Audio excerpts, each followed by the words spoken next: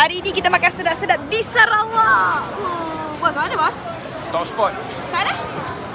Top spot. Top spot. Kau tengok. Wah. Jangan risau. Walaupun nampak macam kena Cina tapi halal toyiban. Okay? Kita pandai pilih. Hari ni Cikgu Maira nak makan ikan biru. Katanya ikan biru ni sedap kat Sarawak. So kita cari ikan biru. Namanya ikan parrot. Ikan parrot ada kat ikan parrot?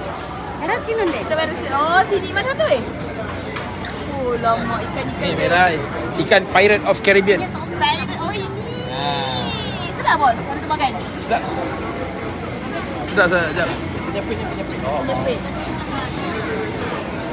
Sedap macam-macam ada kat sini pak. Jadi ada ketam ada semua fresh. Oh my god. Oh lama.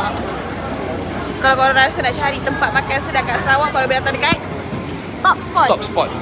Yeah, Top Spot. Recommend. Recommend.